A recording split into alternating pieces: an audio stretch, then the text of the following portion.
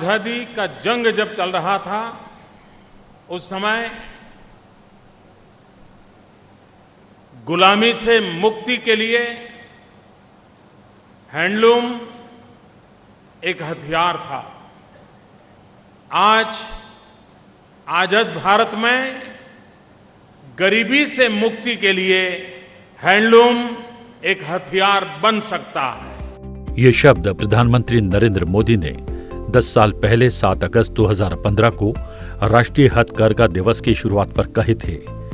बीते वर्षों में सरकार ने कोशिश की है कि हमारी ये पारंपरिक विरासत न सिर्फ जिंदा रहे बल्कि दुनिया को आकर्षित भी करे। इस महीने 7 अगस्त को राजधानी दिल्ली में 10वें राष्ट्रीय हथकरघा दिवस के समारोह में उपराष्ट्रपति जगदीप धनखड़ ने मुख्य अतिथि के तौर पर शिरकत की। उन्होंने कहा कि हथकरघा को बढ़ावा देना समय की मांग है और जलवायु परिवर्तन के लिहाज से विश्व की भी जरूरत है। उन्होंने आर्थिक राष्ट्रवाद को आर्थिक मजबूती के लिए अहम बताया और देशवासियों से अपील की कि वो हथकरघे से बुने वस्त्रों का उपयोग करें।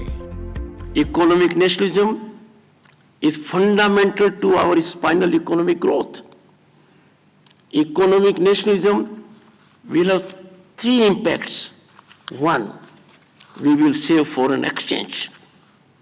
Second, जब हम बाहर से सामान मंगाते हैं तो हमारे लोगों से हम काम छीनते हैं, हम उनकी आजीविका पर प्रहार करते हैं। So employment will be generated. और जब ऐसा नहीं करेंगे, बाहर से नहीं मंगाएंगे, तो जो एंटरप्रेन्योरशिप है वो भी बढ़ेगी। जब 3 फायदे हैं तो हम ऐसा क्यों कर रहे हैं? हम कर रहे हैं क्योंकि जो लोग कर रहे हैं वो एक सीमित दायरे में रहकर अपना आर्थिक लाभ देख रहे हैं। I want everyone to introspect. Can we ignore national interest? Can we sacrifice economic nationalism merely for fiscal gain?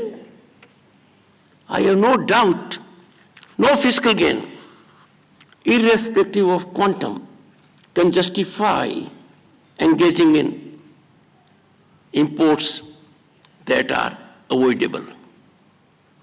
और आप जो काम कर रहे हैं उस पर ध्यान ज्यादा जाएगा तो लोग इसको ग्रहण करेंगे। क्यों? शरीर को ठीक लगता है। उपराष्ट्रपति ने इस अवसर पर हथकरघे में कुशलता के लिए राष्ट्रीय पुरस्कार प्रदान किए। साथ ही हथकरघा के क्षेत्र में असाधारण प्रतिभा के लिए संत कबीर पुरस्कार से भी लोगों को नवाजा। संत कबीर पुरस्कार से सम्मानित बुनकरों ने इस अवसर पर खुशी जताई। संसद टीवी की टीम ने संत कबीर पुरस्कार से पुरस्कृत बुनकरों से खास बातचीत की।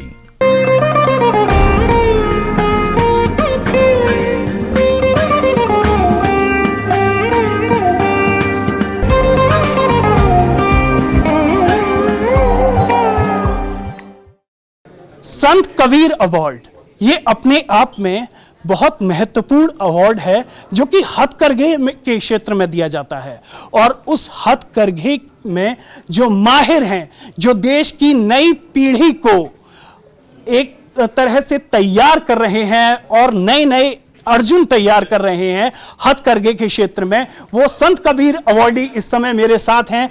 देश के अलग अलग हिस्सों से, मणिपुर से हैं, उड़ीसा से हैं, गुजरात से हैं। इस साल 10वें जो हथकरघा दिवस है उस पर जो संत कबीर अवार्ड मिला है वो इन लोगों को मिला है और इनसे बात करते हैं और जानते हैं कि दरअसल देश के अलग अलग क्षेत्रों में जो रंग हैं वो किस तरीके के रंग हैं और इन लोगों ने किस तरीके से ट्रेंड किया है नई पीढ़ी को। साथ ही उनके जो खास तौर पर मणिपुर, सबसे पहले मणिपुर से ही शुरुआत करूंगा। मैम सबसे पहले इंट्रोड्यूस कर दीजिए हमारे दर्शकों को। मेरा नाम छाया देवी है, मणिपुर इम्फाल मणिपुर से रहने वाली हूँ। मैं 2023 में संत कबीर अवार्ड मिला है हैंडलूम में। अभी अवार्ड लेने के लिए यहाँ से आया हूँ। संत कबीर अवार्ड ये क्योंकि इस में सबसे जो राष्ट्रीय स्तर पर पुरस्कार प्राप्त कर चुके हैं या फिर राज्य स्तर पर पुरस्कार प्राप्त कर चुके हैं, असाधारण प्रतिभा के लिए दिया जाता है। तो ये पुरस्कार प्राप्त करके आपको कैसा लग रहा है? मैं बहुत खुश हूँ। थोड़ा सा भावुक भी है, थोड़ा इमोशनल भी है। बहुत खुश हूँ मैं। जी, एक बात बताइए कि उस कला के बारे में, बुनकरी के बारे में बताइए जो कि आपने प्रशिक्षण दिया है लोगों को या फिर जिस कला में आप माहिर हैं। साल जी, आप थोड़ा सा विस्तार से हमें बताएं। 40 साल के ऊपर में, 40 साल के ऊपर में इस काम करती है हैंडलूम में। क्या कहते हैं उस कला को जो आप मणिपुरी में जो वस्त्र डिजाइन करते हैं, उसका नाम क्या है? मेरे कपड़े में जी जी, मणिपुरी औरत लोग के लिए जॉइन वाला इनफी है। इनफी से मिला है।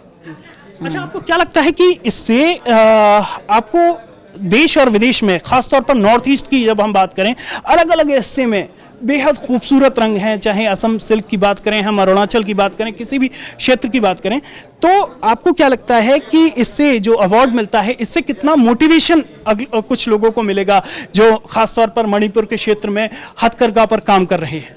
हाँ, सब भी बहुत अच्छे हैं जी, ठीक। अब मैं आगे समझना चाहूँगा, उड़ीसा से अपना परिचय हमारे दर्शकों के लिए दे दीजिए प्लीज। हरिलाल मेरा नाम मेरा है और मैं ये शिल्पी गुरु भी पाया हूँ।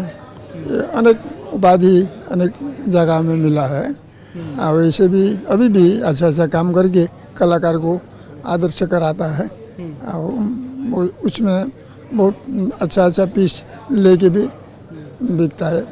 हमारा जो भुवनेश्वर में क्या वो पुरी में, वहाँ भी बहुत अच्छा से चल जाता है। ये संबलपुरी साड़ी इसको डिजाइन करते हैं ना? हाँ, संबलपुरी, ये तो उड़ीसा को लेके जी। संबलपुरी क्या खास बात है संबलपुरी साड़ी की? संबलपुरी में जो डिजाइन होता है वो किस तरीके का, उसमें क्या खास बात होती है?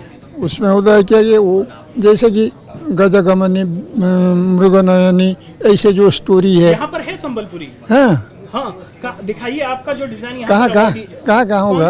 आप जरा इसके बारे में मुझे बताएंगे कैसे पेंट करते हैं इसे, मतलब किस तरीके से बुनकरी होती है इसमें? हाँ। ये जो पीछे है थोड़ा बताएंगे? हाँ, आप बताएं कुछ अगर इसके बारे में विशेषता बता सकते हैं। अच्छा, ये एक संबलपुरी साड़ी है। ये 250 साल का है। पुराना डिजाइन को ये रिवाइव किया हुआ है। और ये देखिए, ये खदी पूरा हाथ से बना हुआ है, जो वहाँ का स्वाधीनता संग्रामी होते हैं वहीं से ये कलेक्ट किया है, खदी शुदा। और ये नेचुरल डाई का है। और ये देखिए, ये 10 पुलिया साड़ी, 10 पुलिया खदी साड़ी बोलते हैं इसे। इसमें 10 फूल होता है, ये पूरा हाथ में होता है ये काम सब। और ये सची पर है। इसका एक बहुत एक स्टोरी है जो बहुत सालों से चलता आ रहा है। ये अच्छा, जी, स्टोरी बताइए।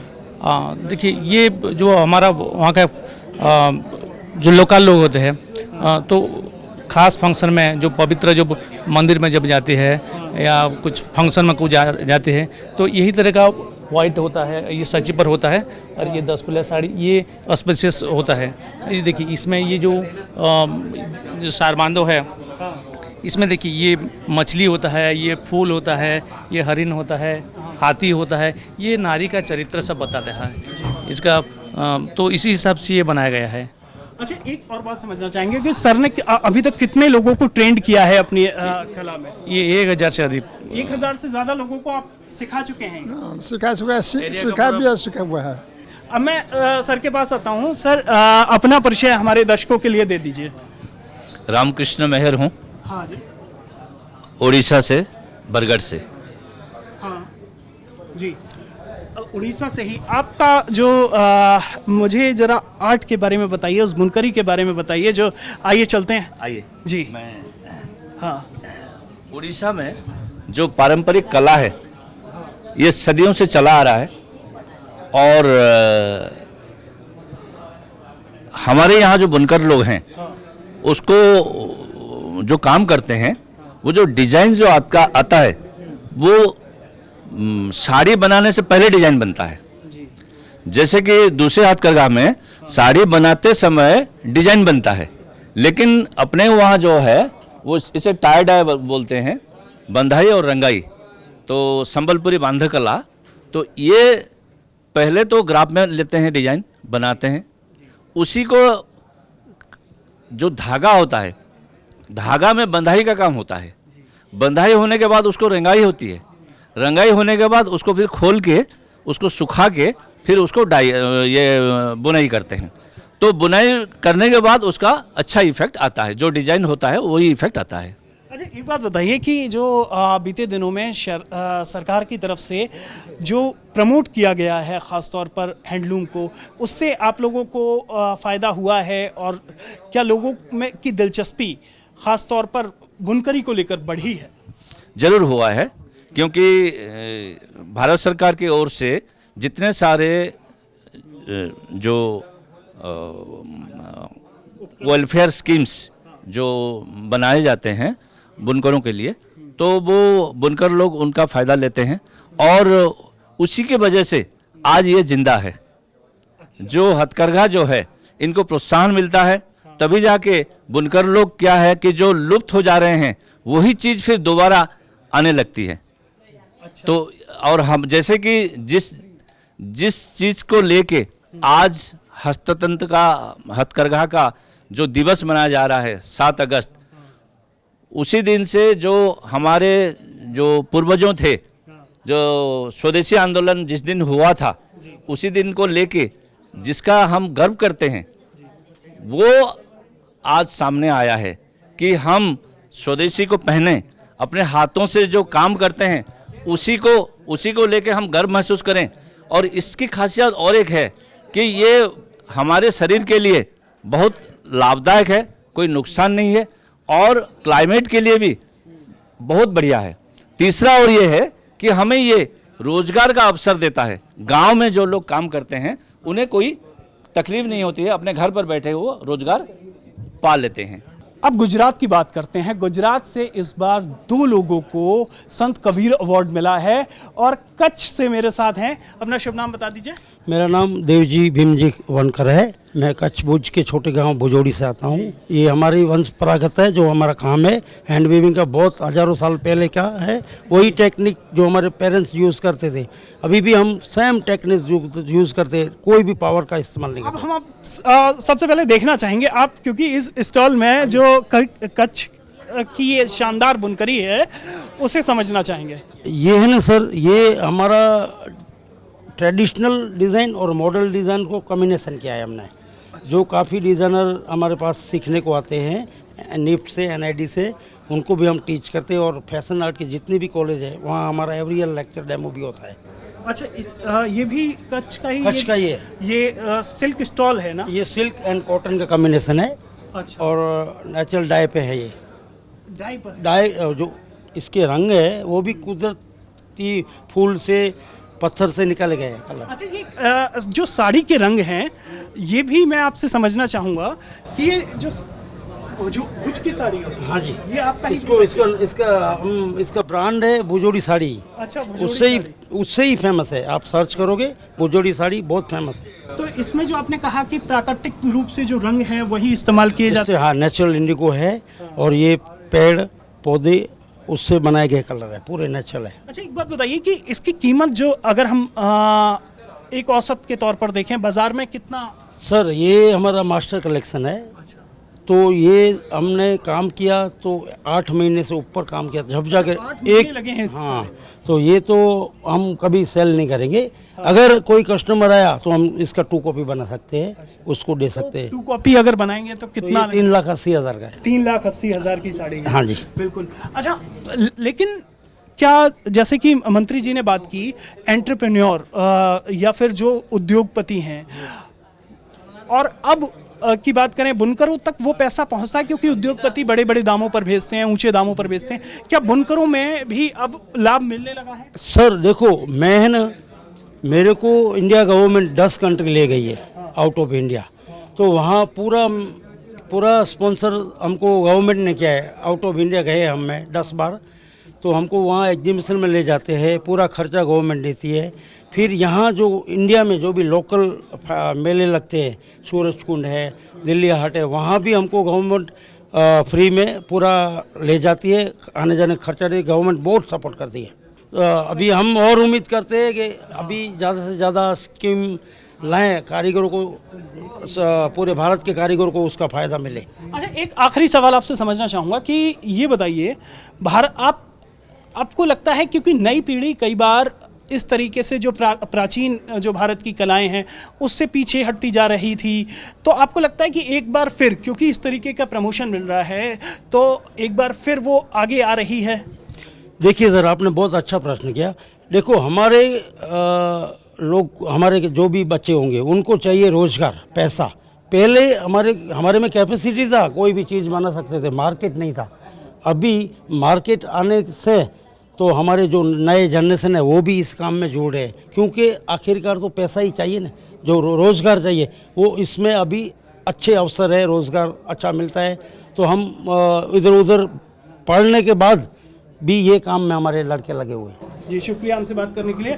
मगन जी भाई, हालांकि हाथों की कारीगरी में तो माहिर हैं, लेकिन उनकी तरफ से बात रखेंगे उनके पुत्र। अपना नाम बता दीजिए। मेरा नाम सुरेश कुमार है। सुरेश जी, ये बताइए कि इस अवार्ड को मिलने से आपके क्षेत्र में लोगों को जो इस कला से जुड़े हुए हैं उन लोगों को कितना अच्छा लग रहा है? जी, हमें भी बहुत आज खुशी मिल रही है, क्योंकि ये हमारे गांव और जो वागड़ विस्तार है कच्छ गुजरात का, उसमें ये संत कबीर अवार्ड पहली बार मिला है। मुझे 2019 में नेशनल अवार्ड मिला था और मेरे पिताजी को 2018 में नेशनल मेरिट सर्टिफिकेट मिला था। और गांव में पहले तो थोड़ा ये काम हमारे यहाँ कम हो गया था, परंतु भारत सरकार उसमें भी जो हमारा गुजरात का रिवर सर्विस सेंटर है उनकी मदद से वो अच्छा, अभी एक वीवर को एक प्लेटफॉर्म मिला है। जो वहाँ पे क्लस्टर चालू हुआ, उनके बाद दूसरे वीवर जुड़े। जो हमारा टांगलिया काम है, जो आधोई में, जो भचाऊ तालुका का आधोई गाँव है, वहाँ पर आज से 700 साल पुराना काम है ये, जो चलता आ रहा है पीढ़ी दर पीढ़ी। जो मेरे पापा है, जो पुरानी डिज़ाइन और नई डिज़ाइन को मिक्स करके अभी उन्होंने एक मास्टर साड़ी बनाई है, जो उसको बनाने में मेरे पिताजी को तकरीबन 11 महीने लगे ये साड़ी बनाने के लिए। और उसके अंदर हमने 3 लाख के करीब टांगलिया डॉट डाले हुए हैं। और उनके साथ हमने 2 स्टॉल भी बनाए हैं, जो एक स्टॉल बनाने में 6 महीना लगा था। ये निश्चित तौर पर बड़ा काम है। टांगलिया जो सूती रेशम है, इसके बारे में थोड़ा हमें बताइए कि ये किस तरीके से बाकी जो देश में अलग अलग जगह रेशम है उससे अलग है? ये काम हमारा जो 700 साल पहले से पीढ़ी दर पीढ़ी चला रहा है। जो हमारे गांव और आजू बाजू में जो भरवाड़ समुदाय है, जो उनकी महिलाएं हैं, उनके जो कपड़े होते हम बुनाई करते आ रहे हैं, जो हमारे वहाँ लोकल में ही चढ़ते वही पहनते, क्योंकि वो हम कपड़ा बना के देते वो वही पहनते। उनके समाज में भी एक नियम है, हम जो कपड़े बना के देते वही पहनते, जो ये पहले से चला रहा है। और इनकी एक खासियत है, आप इनको देखोगे ना तो ये फ्रंट और बैक दोनों में सेम साइड डिज़ाइन दिखेगी, और ये कभी कॉपी नहीं हो पाएगा, क्योंकि एक साइड तो कॉपी हो सकता है, ये दोनों साइड में सेम डिज़ाइन दिखेगी। और इसकी खासियत है, आप हाथ लगाओगे ना तो ये आपको एक एहसास होगा कि कुछ चीज़ है, ये थोड़ा आपको लगेगा। हाँ हाँ, बिल्कुल, बहुत और ये पूरे इंडिया में बहुत हाँ, रेशम वाकई इतना सॉफ्ट हो सकता है और कारीगरी भी बेमिसाल है जी।